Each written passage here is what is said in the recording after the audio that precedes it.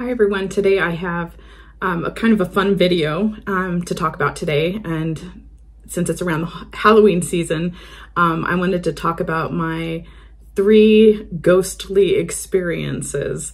And I'm sure I've had more energetic experiences than just 3, but in terms of like a physical manifestation of something happening or occurring, these are my top 3. So let's start with the first experience. So the first experience goes back to 2008 when I was living in Louisville, Kentucky. And I worked downtown in a place called Butchertown. And that's a place where they slaughtered, specifically where I worked. It was kind of like the path of where the pigs would go every day. I would see them on their way to the slaughterhouse. It was awful. And then they would burn off the smell. It was so bad. They'd burn off the parts of the pigs and stuff. And the smell was so bad. I would gag a lot. And for the time that I worked there, could not eat pork because I could taste that smell. It was awful. So there's a lot of that kind of energy in Butchertown. And I happened to also work in a very old building, and I worked on the first floor. And there was a day where I had to go find some cardboard boxes, some extra ones, and I was told to check out the basement or the attic. And I've never been to the basement or the attic in my workplace before. So I first went to go check out the basement, and it was really just stairs going down to like a small room that had maybe one window like ground level where you could see out at the sidewalk. But there was nothing but dirt down there and some old metal shelves and really like decaying like boxes that were already filled with like files or what have you of company information. But I always wondered why they stuck it down there. First of all, it's really creepy. I can't imagine who had to go down there and set that up. But then like there was dirt like everywhere. So yeah, anyway, so I went down there and just obviously got a creepy feeling. I think there was like one light bulb like in the middle of the room, the kind that you like yank down, and not much light. I didn't find any boxes down there, which was fine with me because I didn't really want to stay down there. It was like maybe a minute tops. And I didn't see them. So I was like, I'm out.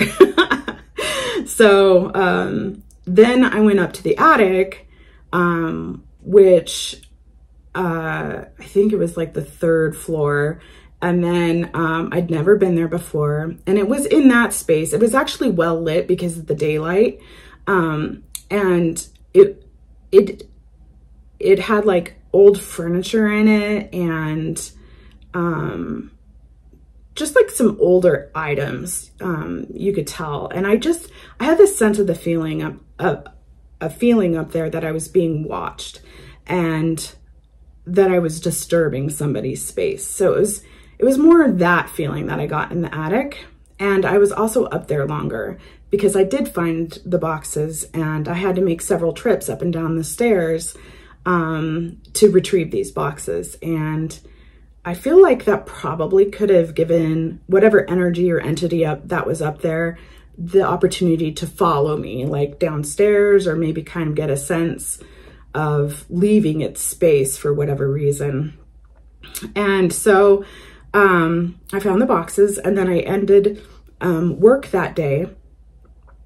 And as I was leaving, there was like sort of a brick path outside, and it was, around like 5 o'clock. It was well lit. The sun was, it was still very bright outside.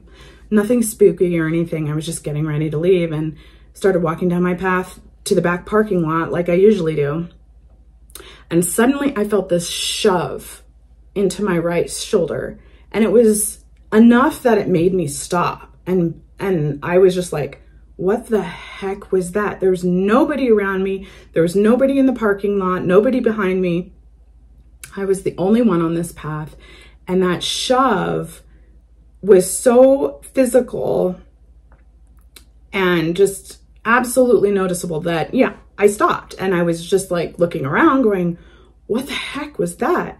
And I just got the sense of like, maybe the energy or entity or whatever I had disturbed that day was upset that I was leaving and didn't want me to, or was just mad. I don't know. Maybe they were just mad, but I didn't really get that feeling of like they were mad that I disturbed their space or anything. It was more like, I think, you know, it had followed me and had observed me or whatever it was. And then it saw me leaving and it didn't want me to leave. So that was interesting. And then like the next day I went to work and I did not, and you know, the day after that and the day after that, and I did not get any other physical feelings of this presence or anything like that again. So that was the only time. So that to me is one of my like absolute, I felt a physical force from something, from an energy, deliberately push me in an area of my body that was to say like stop. So it was interesting. So let's go to the second experience. So my second experience happened about 10 years ago after my stepfather had died. And I went to go help my mom prepare for like funeral preparations and everything. And I was also going to play harp at the funeral service. So I rented a harp and, you know, just practiced and whatnot. And I felt like when I got there that the energy in the room in which he died was just really heavy with grief and sadness, and just, you know, just really felt stagnant and just all that. So I really wanted to have harp music played in that room. And at first I was thinking I would sit in the center of the room because the bed had been removed, and that I would play. But the energies were so heavy that I felt like I just didn't want to be in there for a long time. And I decided, oh, why not pop in my harp CD where I had recorded some of my own music and just play that to kind of clear the air and clear the room and whatnot. And I did this in the middle of the day. And so yeah, it, you know, I felt like that was a good solution and everything. And so meanwhile, when it was night, I went to bed. I was sleeping on the couch actually in the living room and had fallen asleep. And then I woke up around, I think 1 or 2 a.m. to the sound of my own harp music playing from that room. And at first I thought it was a dream because I was just like hearing harp music. And then I recognized, oh wait, that's my own playing. And oh, and then suddenly, you know, I was awake enough to observe like that CD is playing again in his room. Like that is so weird.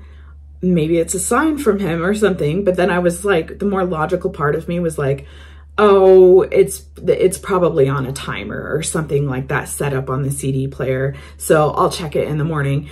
And I didn't want to go in there and stop it like in the middle of the night because I was just a tiny bit spooked, but not like really like any kind of fear or anything. I just let it play out.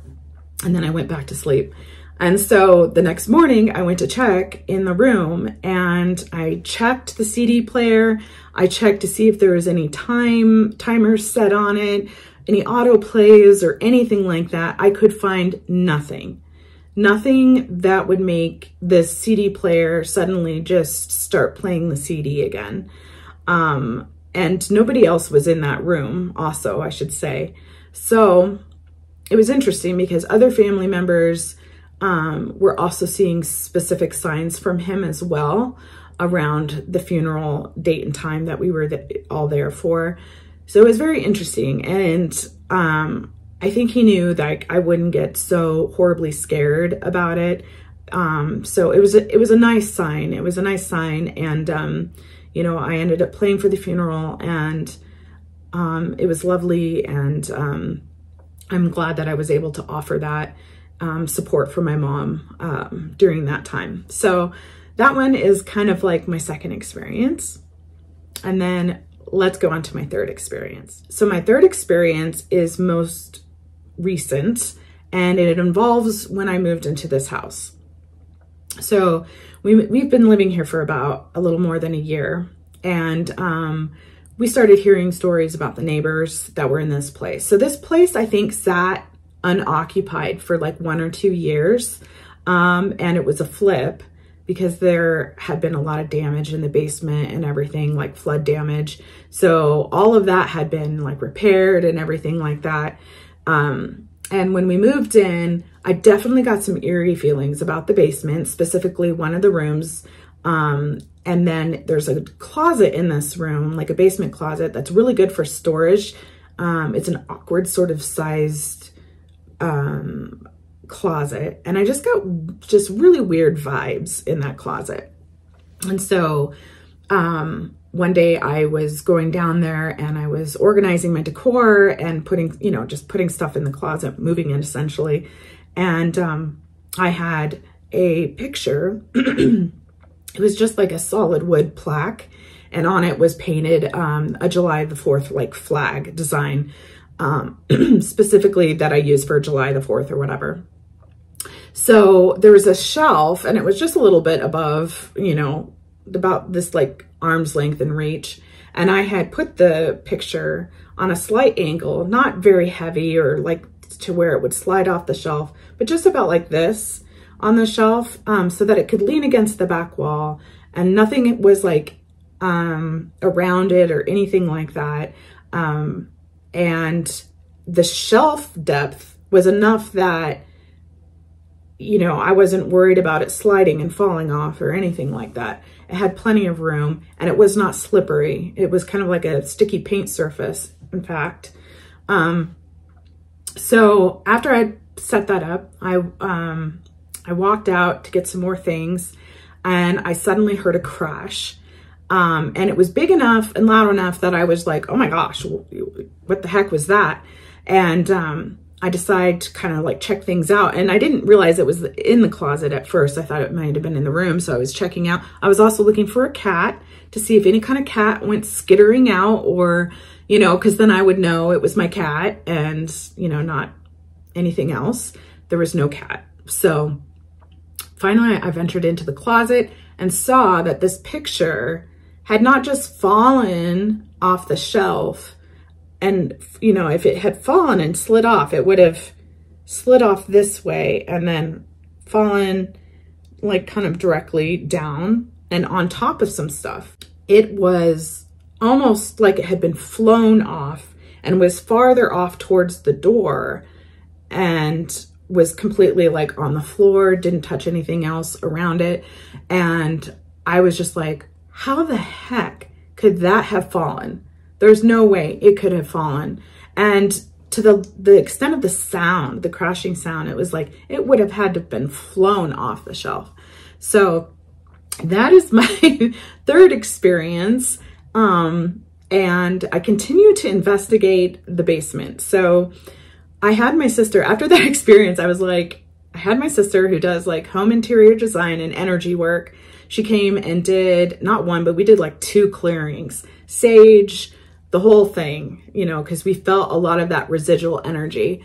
So the thing about the neighbors in this house is that they were very neglectful. I think the father had owned the house, so he wasn't around, and his daughter lived here. She was an adult. She had a boyfriend that I heard like entered and then was never seen again.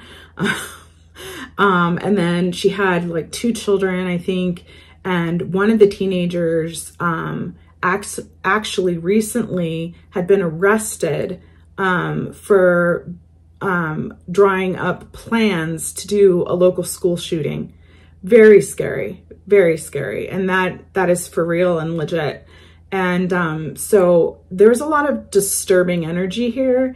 They also threw their trash in the backyard, and they like, you know, there was rodents, and there was just all kinds of, it was just very neglectful. Like they didn't use a trash service, I don't even think, or maybe they didn't even use their trash cans or something. Like when we moved in here, we had the worst clog ever.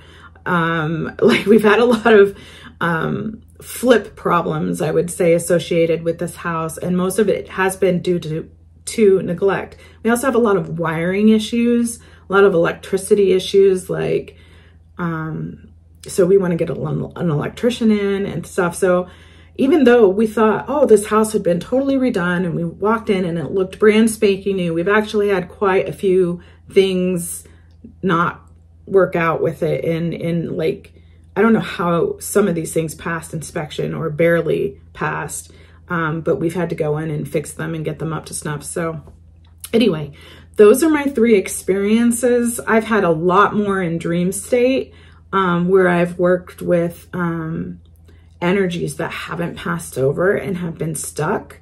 So maybe I'll save that for another video. But these are my 3 physical, like, manifestation ghost stories. I hope you enjoyed them. If you do, please give it a thumbs up, and I'll talk to you later. Bye.